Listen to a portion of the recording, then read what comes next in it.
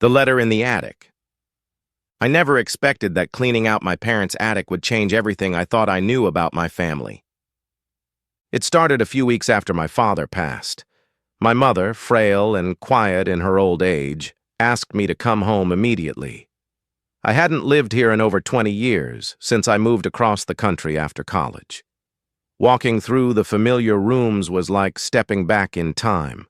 The same faded curtains, the worn rug in the living room, the smell of old wood and dust lingering everywhere, and the attic. The attic was a different world entirely. Dust hung in the air and the boxes seemed to whisper secrets from decades past. I began sorting through them carefully, opening old photographs, letters, and forgotten toys. Some items made me laugh. A broken toy train, childhood sketches, but most of it felt heavy like memories pressed into cardboard. Then I saw it. A small, yellowed envelope tucked behind a stack of boxes. The handwriting was my mother's, but it wasn't addressed to me or my siblings. It was simply labeled Eleanor. Curiosity gnawed at me. I opened it carefully. Inside was a letter, dated more than 30 years ago. My mother wrote about a secret she had kept all these years, a child she had given up for adoption before marrying my father. The words were full of guilt, sorrow, and longing. At first I felt anger. How could she hide something like this from all of us? From me? But the more I read, the more I realized the story was far more complex. My father had known. He had chosen to raise her as his own in secrecy, protecting my mother and the child from scandal. Each letter revealed a depth of love and sacrifice I had never imagined. I couldn't stop thinking about Eleanor. Who was she? Where had she grown up? What had her life been like?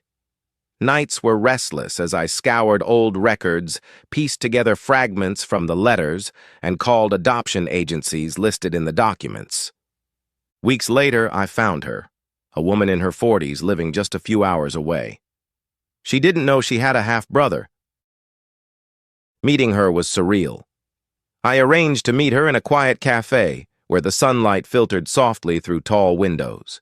She walked in cautiously, her eyes scanning the room before landing on me.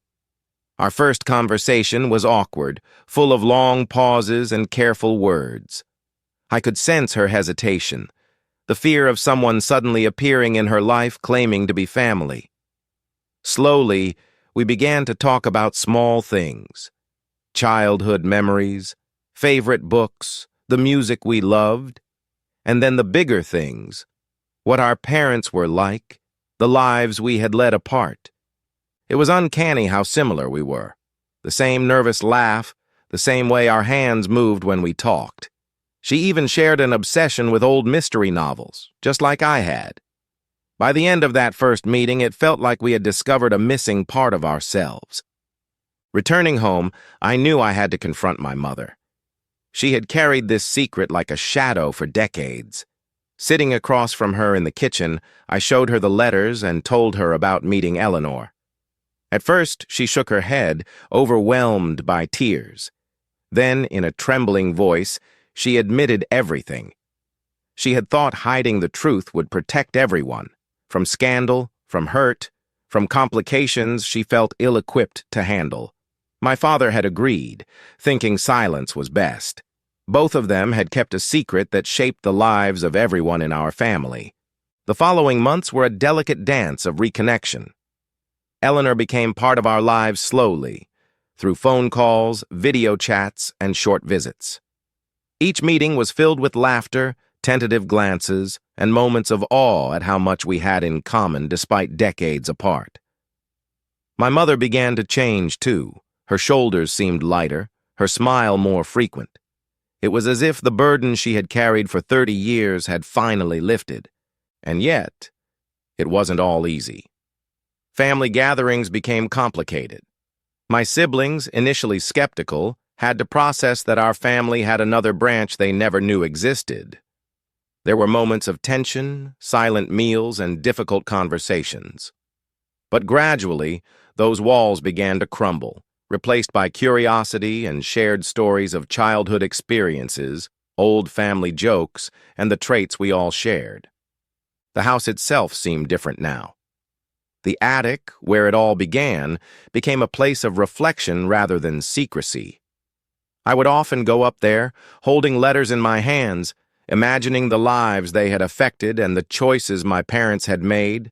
Dust motes floated in the sunlight like tiny memories dancing in the air. I realized then that family isn't just what we are born into. It's what we uncover piece by piece, even decades later. Sometimes when I watch Eleanor laugh with my siblings, or see my mother's relieved smile, I understand something I couldn't before. The past, no matter how hidden, always finds a way to surface. And when it does, it can hurt, it can surprise, but it can also heal. Family isn't perfect. Secrets exist. Mistakes happen.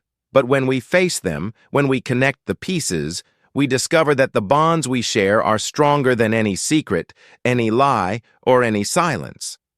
And in that quiet house, in the attic filled with memories, I finally feel the warmth of something I thought was lost forever. The complete family I had never truly known.